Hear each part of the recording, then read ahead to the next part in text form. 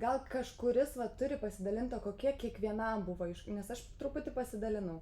O kokie jūsų buvo tie iššūkiai, kad ateiti komandoje dirbti, nes vis tiek kiekvienas individualistas esate.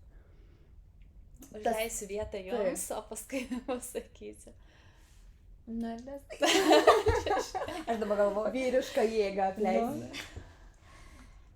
Taip, palauk, pažiūrės. Gerai vis. Koks iššūkis buvo, gal toks, kad pradėsi būti ne tik prieš save atsakingas, bet atsakingas prieš kitus.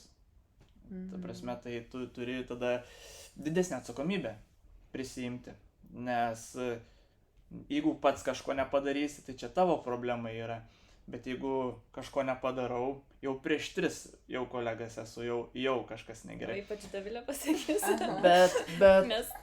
Bet kai reikia daryti, nebėra jokio stabdžių, tiesiog darai, žinai, kad tau reikia padaryti. Ta prasme, va čia yra komandos privalumas. Tu išjudini savy visus tus akmenis. Bet tu irgi mėgai vienas toksai būti ir kaip tu jautiesi komandoje? Jo. Šiaip gerai. Vat, kaip minėjau prieš tai, privalumus, visokius, ko nepastebi, kad reikėtų, tokių visokių pokyčiai ateina tada su komanda. Aš tai labai pajaučiu, kad noriu grįžti į komandą dirbti, ar kaip freelancerė, ar kaip, apsijungti, kaip sakant. Aš dirbu dar ir kitą darbą, bet ten irgi esam komanda, bet neturim, kiekvieną ten savaitę, kaip mes susiskambinam, apsitariam, palinkim gražios dienos, tokios bendrystės tos nėra. O to labiausiai gal trūko, kartais ir būna, kaip aš prieš 3 dienas Doviliai voice rašau, tokia irgi sutrikus ir gaunu visiškai, viskas ramiai, viskas gerai, tiesiog viskas atrodo susidėlioja taip, kaip turi būti. Ir tada pats apsiramini, atrodo, ir viskas yra okei, ir toliau žygiuoji. Aš tai nematau minusų komandai dirbant, todėl kad vienas kito tiek palaikymas, tiek įsiklausimas, tiek supratimas vienas kito, ar matymas, gal pastabų pasakymas, man labai nemėgstos kritika tipo, sako. Ne kritika, tai yra vienas kitam tiesiog pastabas, galbūt pasakai, ko pats savo išo. Netgi pats savo kartais mes nedrįstam tam tikrus dalykus pasakyti, ar ne? Ir įsivardinti, arba spirti savo užpakalį nedrįstam, gal kartais ir tingim.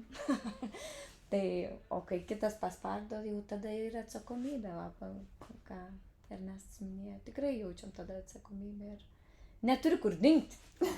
Tai sienos ir viskas, reiti darai.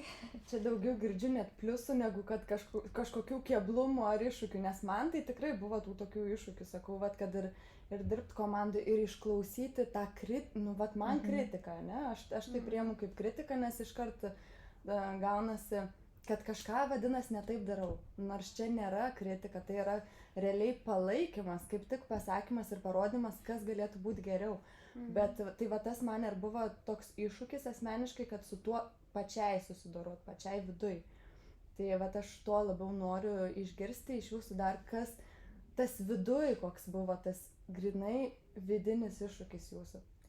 Gal pliusų tai labai daug, aš matau jau, gal baimė, iš tikrųjų, papildys, gal baimė neįgyvendinti ar neišpildyti, ar ne, komandos lūkesčių. Bijoji, ar tu viską suspėsi? Ar viską suspėsi, ar gebėsi išpildyti taip, kaip tavo komanda įsivaizduoja, nes mes visada, žiūrėkit, ar mes individualiai dirbam, ar mes komandai dirbam, mes turim lūkesčius.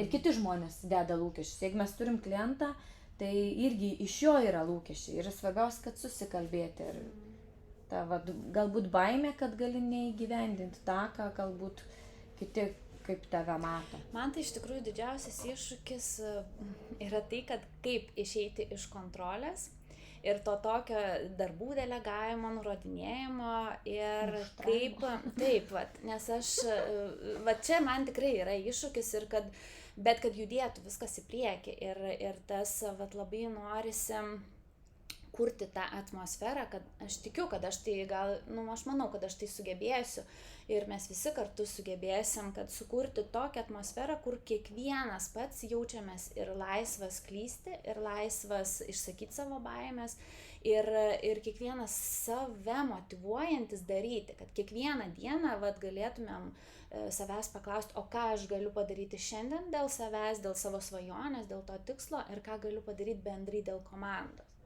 Tai vat čia mano yra didžiausias toksai ir noras, ir kartu iššūkis.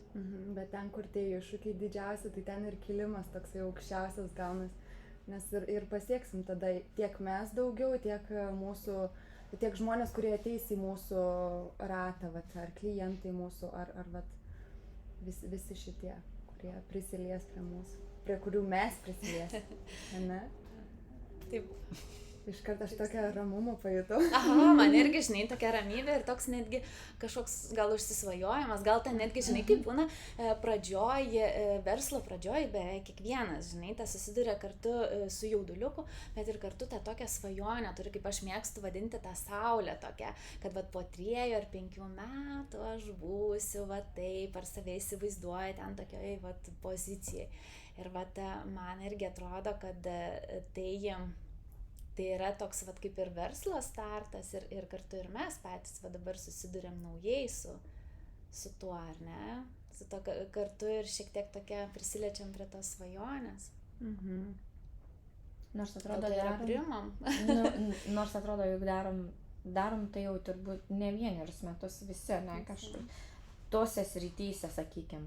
Bet dabar atrodo prisijungimas prie komandos, mes pradedam stresuoti, lygiai atrodo net juokinga, ar ne, taip, garsiai, jeigu dabar įvardinu. Bet manau, kad vis tiek yra smagu ir vėl mes iš naujo tiek į save pasižiūrim ir tiek įvertinam vieni kitus, kad esam.